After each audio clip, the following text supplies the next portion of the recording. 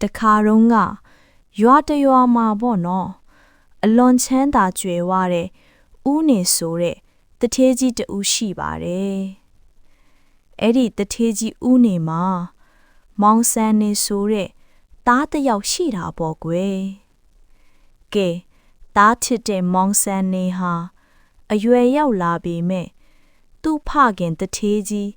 ဦးနေပိုင်ဆိုင်ထားတဲ့လေယာတွေကိုကူညီလောက်ကင်ပေးခြင်းမရှိပဲအပေါင်းအသင်းတွေနဲ့သုံးဖြုံးပြီးနေလေရှိတယ်။အဲ့ဒီတော့တထေးကြီးဦးနေကဇနီးဖြစ်သူကိုပြောလိုက်လေတယ်။ရှင်မရေငါတို့သားလေးမှာပညာမရှိရေစီးစိမ်ဥစ္စာတွေပိုပေမဲ့လဲတနေ့ကျကုံသွားမှာပဲ။ဒီတော့ပညာတစ်ခုခုတက်အောင်သင်ခိုင်းမှဖြစ်မယ်။တထေးကြီးရဲ့စကားကိုဇနီးသည်ကလည်းလက်ခံလေတယ်။ โอเคအဲ့ဒီတော့တထေးကြီးကတားဖြစ်သူမောင်ဆန်ဒီကိုခေါ်ပြီးပြောလေတယ်။လူလေးအဖေတို့မှာတသက်စာမကုံနိုင်တဲ့ဥစ္စာဒနာတွေရှိပါတယ်။ဒါပေမဲ့လူလေးမှာပညာမရှိလို့ပိုင်ဆိုင်ထားတဲ့ဥစ္စာဒနာတွေကုန်ခန်းသွားရင်လူလေးဒုက္ခရောက်မှာအမှန်တယ်။ဖခင်ရဲ့စကားကိုကြားတော့မောင်ဆန်ဒီလည်းအံ့ဩသွားတယ်ပေါ့နော်။အဲ့ဒီတော့ဖခင်ထစ်သူကိုမေးမြန်းလိုက်တယ်။အဖေပြောတဲ့ပညာကအဘယ်သို့သောအရာဖြစ်ပါသလဲ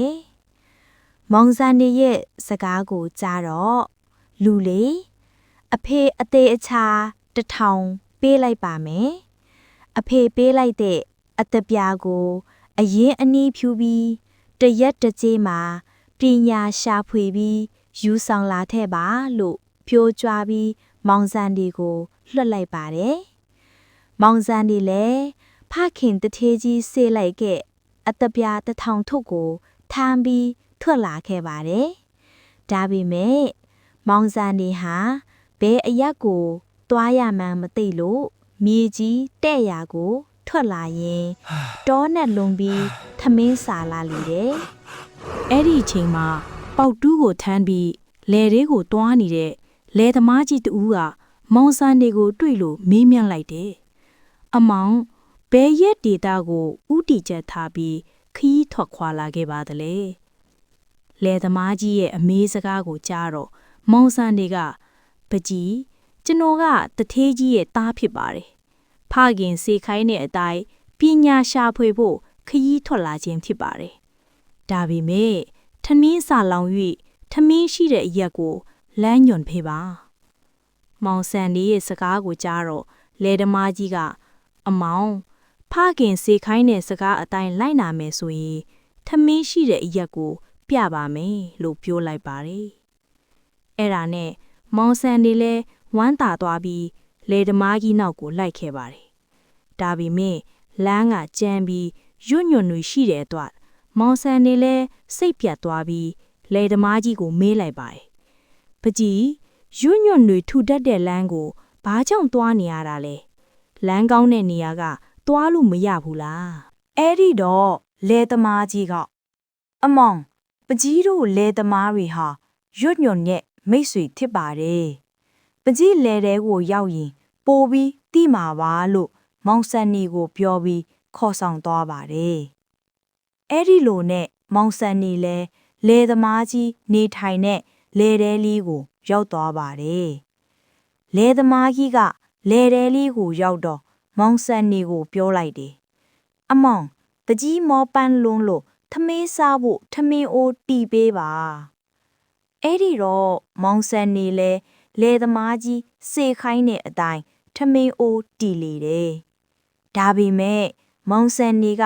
တထေးစားဆိုတော့ထမင်းကိုဘလို့ချက်ရမှန်းမသိပဲဖြစ်နေလေတယ်။လယ်သမားကြီးကမောင်ဆန်နီအဖြစ်ကိုတွေးလိုက်လို့အမောင်နေ့စဉ်စားနေတဲ့ထမင်းကိုဘလို့ရလာသလဲဆိုတာတော့မသိရင်တနေ့အမောင်အခက်ကြုံမှာတေးကြတယ်။လယ်သမားကြီးရဲ့စကားကိုကြားတော့မောင်ဆန်နီကမကြီးပြိုးပြောက်ပါကျ ကျွန်ုပ်လိုက်နာဆောင်ရွက်ပါမယ်လို့ပြောလိုက်တယ်။မောင်ဆန်နေရဲ့စကားကိုကြားတော့လယ်သမားကြီးကသမင်းချက်ပုံနဲ့လယ်လုပ်ငန်းလုပ်ကင်ပုံတို့ကိုအစအစအရာရာတင်ပြပေးလေတယ်။မောင်ဆန်နေလဲလယ်သမားကြီးတင်ပြပေးတဲ့အတိုင်းလိုက်နာလှုပ်ဆောင်တယ်လို့သမင်းချက်ပုံနဲ့လယ်လုပ်ငန်းကိုတက်ကျွမ်းသွားပါတယ်။ အဲ့ဒါနဲ့မောင်ဆန်ဒီကသူ့ဖခင်တထေးကြီးပေးလိုက်တဲ့အတပြတစ်ထောင်ကိုလယ်သမားကြီးကိုကတော့ပြီးအိမ်ကိုပြန်လာခဲ့တယ်။အိမ်ရောက်တော့ဖခင်တထေးကြီးကမေးမြန်းလေတယ်။လူလေးအဖေပေးလိုက်တဲ့အတပြတစ်ထောင်ကိုအရင်အနည်းပြုပြီးပညာရှာဖွေခဲ့တာအဆင်ပြေရဲ့လား။ဖခင်တထေးကြီးရဲ့စကားကိုကြားတော့မောင်ဆန်ဒီကအဖေကျွန်တော်ကိုအတပြပေးပြီးပညာရှာခိုင်းခဲ့လို့ရှာဖွေခဲ့ပါတယ်။ဒါပေမဲ့လယ်သမားကြီးတဦးနဲ့တွေ့လို့လယ်အလုတ်ကိုကူညီလုပ်ကိုင်ပေးရင်ထမင်းစားပြီးဖုံးကြီးနဲ့လယ်သမားကြီးကိုအတပြတစ်ထောင်ကတော့ခဲ့ပါတယ်လို့ပြောလိုက်လေတယ်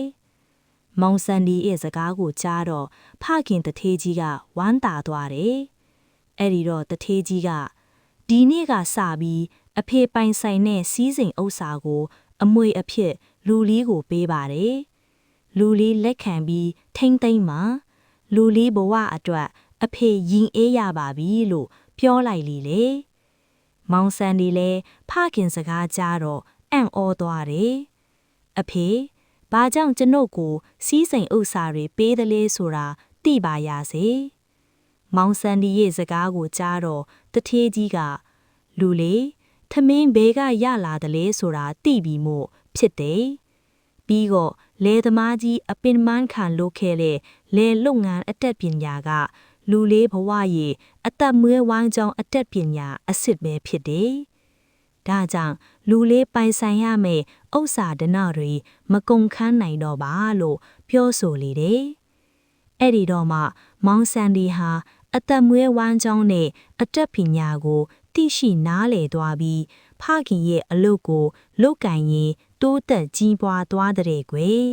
အခုလိုပုံပြင်ဇာတ်လမ်းကောင်းတွေချိန်တိုင်းသိရှိနိုင်ဖို့ကျမတို့ရဲ့ channel လေးကို like and subscribe နှိပ်ထားခဲ့ဖို့မမေ့ပါနဲ့နော်